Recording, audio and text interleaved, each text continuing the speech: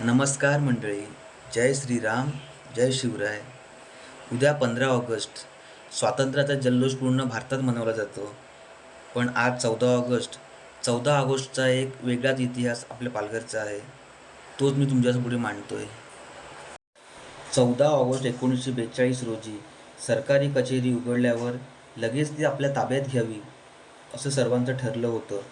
पालघरच्या वळण नाक्यावरून ते कचेरीपर्यंत असा मोर्चा निघाला होता.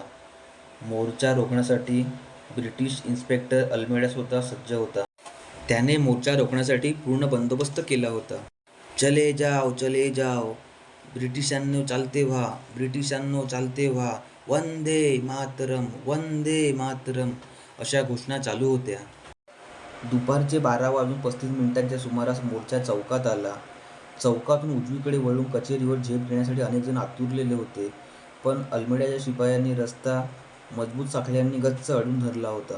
सिंधुनानाला मोर्चात पाहून अल्मेडाचे रक्त खवळले.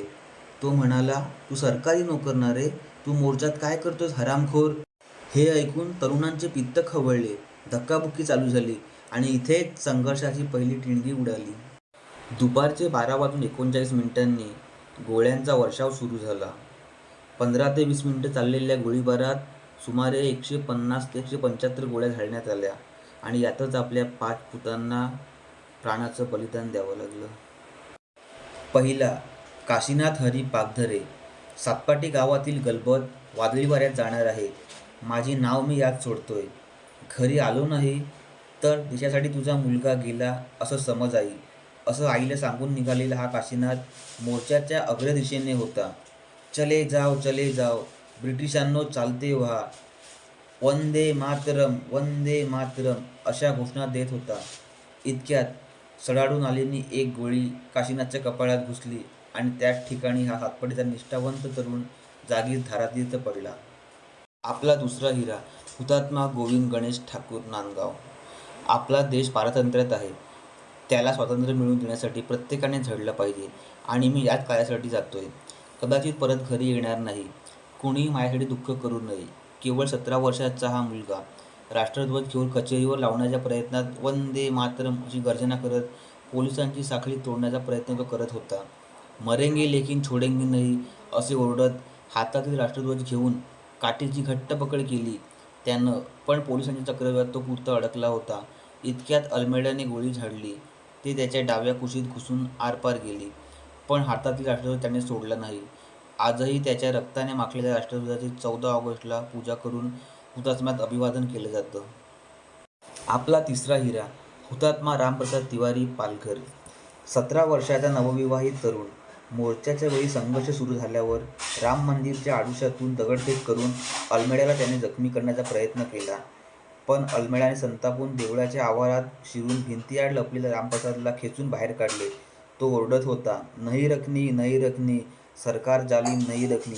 हुतात्म्यांपैकी सर्वात भीषण मृत्यू रामच्या वाट्याला आलं. पाणी पिण्यासाठी पुढे जात असताना परत त्याला एक गोळी लागली आणि निर्भयतेने बळी निर्दयतेने घेतला. आपला चौथा हिरा, हुतात्मा रामचंद्र महादेव चुरी मुरगे. गांधीबाबांच्या विषयाच्या श्रद्धेने सामील झालेला हा एक अतिशय सामान्यशील मजूर. उपजीविका मोलमजुरी करणारा, आजारी पत्नीसाठी व मुलांसाठी औषधे घेऊन निघालेला हा देशभक्त मोर्चात सामील झाला. तो ओरडत होता, वंदे मातरम, वंदे मातरम, भारत माता की जय. एवढ्यात एक गोळी येऊन त्याच्या खांद्याला लागली व दुसरी गोळी पाठीत शिरली आणि त्याच ठिकाणी त्याचा मृत्यू झाला.